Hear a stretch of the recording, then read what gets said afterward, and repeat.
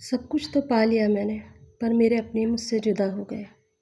वो अपने जिनके लिए मैं जीती थी, वो अपने जिनके लिए मैंने ये सपने देखे थे, वो अपने जिनके लिए मैं कुछ करना चाहती थी, पर ऐसा होगा पता नहीं था। मेरी कहानी कुछ इस तरह से शुरू हुई थी ज़िंदगी की कि जब मैं बहुत छोटी थी, कम उम्र थी, इतनी बड़ी भी नहीं थी, तब माँ-बाप ने मेरी शादी कर दी। मुंबई का रहने वाला लड़का था, अरेंज मैरिज हुई। मैं गाँव की रहने वाली थी, मुझे इतना कुछ पता नहीं था। निकाह करके वो लड़का मुझे मुंबई ले आया और एक छोटी सी झोपड़पट्टी के अंदर, जहाँ बहुत बुरी तरीके से लोग रहते हैं, छोटे छोटे घरों में गुजारा करते हैं, मुझे उसने वहाँ ला के रख दिया। जब मैंने घर देखा तो मेरे होश उड़ गए। आस पास दीवारें नहीं थी, सिर्फ और सिर्फ टीन थे, बोरे लगे हुए थे। और मैं देख रही थी ये घर कैसा है, क्योंकि मैंने ऐसा घर कभी नहीं देखा था। मेरी माँ के यहाँ पे तो घर सही से बना हुआ था, चाहे वो कच्चा था, प्लास्टर नहीं था, लेकिन दीवारें तो थी। पास में अगर कहीं लड़ाई होती तो उन टीन पत्रों के अंदर से लड़ाई झगड़ों की आवाज़ आती। हस्बैंड वाइफ वहाँ पर एक दूसरे को मारते, कभी कोई जल के मरता तो कभी कोई भाग जाता। रोज़ की एक नई कहानी मेरे कानों में आती और मैं डर जाती, पर मैं हिम्मत से नहीं हारी। मेरे हस्बैंड कलर पुट्टी का काम करते थे, अच्छी इनकम थी उनकी। बड़ी बड़ी बिल्डिंगों में जाना, वहाँ से आना, क्योंकि उन्हें तो रात ही गुजारनी होती थी। और पूरा दिन मैं इस झोपड़पट्टी में, इस टीन पतरे के घर में अकेली रहती। पर फिर भी मैं खुश हो गई थी। मैंने यही सोच लिया था, जो किस्मत में लिखा है इससे ज़्यादा या इससे कम कुछ नहीं होगा। लेकिन मैं कुछ करना चाहती थी, शादी से पहले भी और शादी के बाद भी। हालातों को देख के जब मैंने मुंबई आके देखा कि यहाँ औरत भी काम करती है, आदमी भी काम करता है, तो मैंने सोचा क्यों ना मैं भी कोई काम करूँ। पर मेरे हस्बैंड ने मुझे मना कर दिया और कहा कि मैं इसलिए ब्याह के लाया हूँ क्योंकि मुझे खाने की बहुत ज़्यादा परेशानी है। तुम खाना अच्छा बनाया करो, खाना तुम अच्छा बनाया करोगी ना तो तुम्हें कोई ज़रूरत ही नहीं है कि तुम बाहर काम करो, तुम मुझे खुश रखो। मेरे अरमानों को उन्होंने वहीं दबा दिया। मेरे बचपन से एक सपना था, मैं कुछ करूँ। मैं कुकिंग बहुत अच्छा करती थी। मैंने उनसे कहा भी कि हम छोटा सा एक रेस्टोरेंट खोल लेते हैं, ढाबा लगा लेते हैं, मैं खाना अच्छा बनाती हूँ, तुम उसको सेल करा करना। पर मेरे हस्बैंड का दिमाग में एक बात थी, कहीं मैं आगे ना बढ़ जाऊँ, इसलिए वो मुझे चार दीवारी में रखते थे। देखते ही देखते वक्त गुजरा और उस जगह पर रहते रहते मुझे 10 साल गुजर गए। इस 10 साल में मेरे 2 बेटे और 2 बेटियाँ हुई। मेरे हस्बैंड को बच्चों का बहुत शौक था। शायद वो कहीं न कहीं मुझे इसी में उलझा के रखना चाहते थे। आज टीन पत्रों से जो घर था वो थोड़ी-थोड़ी आधी-आधी दीवारें हो गई थी, क्योंकि मैंने उनसे कहा था नीचे से चूहे बहुत आते हैं और जब देखो कोई ना कोई कीड़ा-काँटा आ जाता है, तो उन्होंने मेरी बात सुनी और फिर आधी-आधी दीवारें खड़ी करा दी। इस तरह से थोड़ा-थोड़ा करते-करते आज मैंने वो घर ऐसा बना लिया था जिसमें मैं आराम से रह सकती थी। ऊपर सीमेंट पतरा था तो चारों तरफ मैंने दीवारें खड़ी कर ली थी और फिर उसके बाद प्लास्टर हो गया था, क्योंकि मुंबई में बिस्सी वगैरह डलती है तो मैं वो डाला करती। और जब भी मेरे पैसे उठ के आते, मैं कहीं न कहीं कुछ न कुछ दीवारों में या किसी न किसी काम में लगा देती। मुझे घर सही करना था अपना, क्योंकि मैं अपने बच्चों की ज़िंदगी इस तरह से नहीं गुज़ार सकती थी। जैसे मेरे बच्चे मैंने गुज़ारी, वैसे ही मेरे बच्चे भी गुज़ारें। अपने अरमानों को कुचल दिया। मेरे हस्बैंड मुझे बड़े-बड़े रेस्टोरेंट में भी लेके जाते थे और वहाँ का खाना खिला कर कहते थे, "क्या तुम ऐसा बना सकती हो?" तो मैं कहती थी कि हाँ, मैं उस खाने को चेक करती और उन मसालों में मैं इतनी खो जाती कि घर आके मैं बिल्कुल हूबहू वैसा ही खाना बना के रखती। ये चीज़ का मेरे हस्बैंड को पता था, मेरे हाथ में हुनर है, लेकिन वो इसका इस्तेमाल नहीं करने देते थे। खैर, बस मैं भी चुप थी, क्योंकि मेरे पास भी कोई ऐसा साधन नहीं था जो मैं अपने पैरों को लेके आगे बढ़ सकूँ। और आगे बढ़ने का तो कोई चांस ही नहीं था, क्योंकि बच्चे पालने थे ना। पहले बच्चे पालो, घर पाल देखो, फिर हस्बैंड का ध्यान रखो, छोटी से छोटी खुशियों का ध्यान रखो उनकी, अपनी खुशी का ध्यान मत रखो। और इस तरह से ना मेरे हस्बैंड के साथ मेरी ज़िंदगी आराम से 20 साल की गुज़र गई। इन 20 साल के अंदर मेरी बेटी बड़ी हो गई और मैंने अपनी बेटी की शादी कर दी, क्योंकि माहौल अच्छा नहीं था। अब मेरे पास मेरे 2 बेटे और एक सबसे छोटी बेटी थी। बड़ा बेटा कारखाने में लग गया था, उसकी भी पढ़ाई मुकम्मल हो गई थी। छोटा बेटा जो था, उसे मेरी तरह कुकिंग की आदत थी। वो फ़ोन में बहुत घुसा रहता था। वो मुझसे कहने लगा, अम्मी क्यों ना हम भी चैनल बनाएँ और हम भी अपना खाना इसके ऊपर दिखाएँ, क्योंकि अब्बा बाहर तो कुछ करने नहीं देंगे।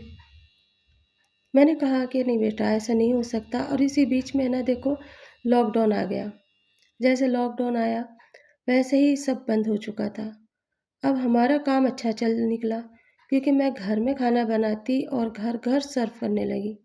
बाहर से लोग आते और मेरा खाना ले जाते। इस पे मेरे हस्बैंड को ऐतराज़ हुआ और उन्होंने वो चीज़ भी हमारी बंद करा दी।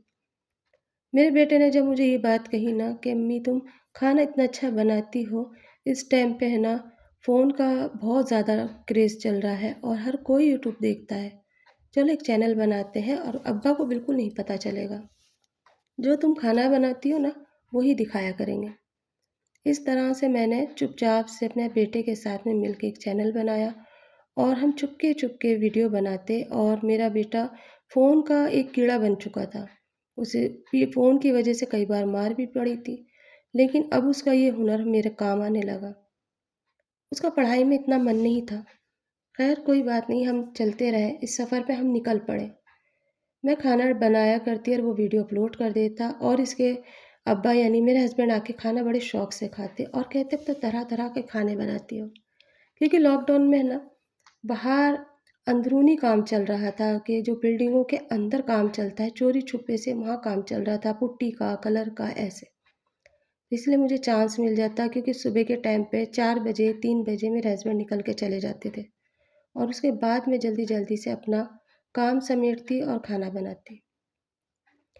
मेरी वीडियो कुछ दिन तलक तो ऐसे ही रही नॉर्मल, क्योंकि हमें पता भी नहीं था और बस चल चल ही रहा था हमारा चैनल। लेकिन जैसे ही लॉकडाउन का दूसरा पड़ाव आया और सब कुछ रुक गया, उस टाइम पे मेरा चैनल स्पीड पकड़ गया और खाने की नई-नई वैरायटी व नई-नई चीज़ें मैं घर के मसालों से बनाया करती थी, लोगों को पसंद आने लगी। और इस तरह से मेरा चैनल एकदम से स्पीड पकड़ के वॉच टाइम सब कुछ कंप्लीट हो गया और बहुत जल्द उसके अंदर हमारे पैसे बन गए। मुझे खुद को यकीन नहीं था कि मैं इतनी जल्दी कैसे ग्रोथ पकड़ सकती हूँ। कुछ मेरा आदत इख़लाक़ ऐसा था और कुछ मेरा खाने का हुनर इतना अच्छा था, क्योंकि सिंपल सादा खाना और वो भी अच्छी तरीके से अगर बना के हम खिलाएँ तो कोई भी हमारा दीवाना हो जाए। मेरा चैनल इतनी स्पीड पकड़ा कि मुझे यकीन ही नहीं था। ये बात मैंने अपने हस्बैंड को बता दी, क्योंकि अब वो घर पे ही रहते थे। उन्हें कोई ऐतराज़ नहीं था। उन्होंने यही कहा कि ठीक है बनाओ, लेकिन पर्दे में रह के बनाना। मैंने कहा ठीक है, पर्दे में रह के ही मैं बनाया करती थी और इस तरह से ना वक़्त गुज़रता गया और मेरा चैनल ग्रोथ पकड़ता गया। मेरा बेटा कहाँ-कहाँ से नहीं, किस-किस तरह से करके सामान अरेंज करता, क्योंकि दुकानें अंदर घरों में से मिल खुली हुई थी। वहाँ से हम सामान लाते और फिर उसके बाद हम वो चीज़ें बनाते जो मैंने सोच रखी थी। इस तरह से ग्रोथ अच्छी हुई और इनकम बहुत अच्छी होने लगी। इतनी होने लगी कि उम्मीद भी नहीं थी कि ये चैनल हमें इतना कमा के देगा। खैर लॉकडाउन भी चला गया, लेकिन मैं अपने काम पे लगी हुई रही। काम अच्छा बढ़ गया मेरा, चैनल बहुत अच्छी तरीके से आगे गया, लोग पहचानने लगे, लेकिन मेरे हस्बैंड को ये चीज़ें बुरी लगने लगी। मेरे हस्बैंड ने कहा या तो तुम इसको चुनो या फिर मुझे चुनो, मैं नहीं चाहता कि तुम इस पे काम करो। मैंने अपने हस्बैंड से कहा कि देखो ये मेरी ज़िंदगी का बहुत बड़ा वो रहा है, मैं इसको नहीं छोड़ सकती। तो उन्होंने कहा कि तो फिर मुझे छोड़ दो। मैंने कहा मैं आपको भी नहीं छोड़ सकती। बस इस तरह की तू-तू मैं हम में रोज़ चलती और रोज़ बात आगे बढ़ती और फिर लड़ाई झगड़े होते। पर मैं रेसिपी डालना नहीं छोड़ती। मैं अपनी रोज़ रेसिपी डालती और इस तरह से ना हमने इतने पैसे इकट्ठे करे कि हम सही तरीके से एक फ्लैट ले सकें जिसमें मैं अपने बच्चों को रख सकूँ। मैंने अपने हस्बैंड से कहा कि मेरे पास इतने पैसे हैं कि हम अच्छी तरीके से घर ले सकते हैं। तो उन्होंने इस बात पे भी ऐतराज़ करा और कहा कि तुम कहीं भी चली जाओ, मैं यहाँ से नहीं जा सकता। ये मेरी अपनी जगह है और मुझसे अलग हो जाओ। और लड़ाई झगड़े तो बहुत होते थे हमारे बीच में। बस मेरे हस्बैंड ने उस टाइम पे मुझसे अलहदगी कर ली, ना तो छोड़ा और ना ही रखा, ऐसे हो गए हम। लेकिन मेरे दोनों बेटे मेरे साथ थे, मेरी दोनों बेटियाँ मेरे साथ थी। हमने मिलके एक अच्छा फ्लैट लिया 3 बीएच रूम का और उसमें हम रहने लगे।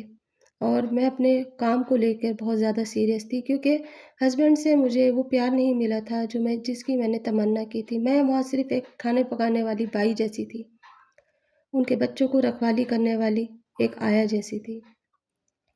लेकिन ख़्याल उस बात का आता है मुझे कि मैंने जब इतना सब कुछ करा और सबके लिए करा, उसके बाद मैंने अपनी बच्चों की शादियाँ करी। 2 बेटों की दोनों बहुएँ ले आईं। छोटी बेटी की शादी करके उसे अपने घर भेज दिया। चैनल पे काम करते-करते मुझे तकरीबन 6 साल में मैंने इतनी तरक्की की कि लोग रश्क करने लगे, और इस चीज़ से मेरे हस्बैंड कहीं न कहीं परेशान होने लगे। तरक्की पे तरक्की हो रही थी और मैं आगे बढ़ रही थी, पर मैंने पीछे मुड़ के अपने हस्बैंड को बार-बार पुकारा, पर वो नहीं आए। एक दिन अचानक ही बस घर के अंदर कहते हैं ना, जब 4 बर्तन होते हैं तो कहीं न कहीं खड़कते ही हैं, और कुछ मेरे हस्बैंड का भी हाथ था। उन्होंने मेरी बहुओं से अलग से मिल-मिल के इस तरह से मेरे घर का माहौल ख़राब करा कि बड़ा बेटा अलग हो गया और छोटा बेटा अलग होने के लिए कहने लगा, "इतना सब कुछ किसके लिए करा? मैंने तुम्हारे लिए तो करा था।"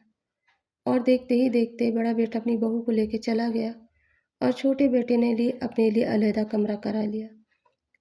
ये थी मेरी सब कुछ तो मैंने पा लिया था, लेकिन रिश्तों को कहीं न कहीं खो दिया था। इतना पैसा, इतना सब कुछ अब किस काम का? ख़ैर, छोटे बेटे को मैंने किसी न किसी तरह से मना के अपने पास बुला लिया, लेकिन उसकी वाइफ़ जो थी, वो नहीं चाहती कि मैं साथ में रहूँ। मैं अकेले नहीं रह सकती। पैसा, शोहरत बहुत पाई, पर कहीं न कहीं एक माँ, एक बीवी हार गई। एक औरत हार गई, एक औरत के सपने हार गए और हमेशा के लिए वो औरत टूट के रह गई।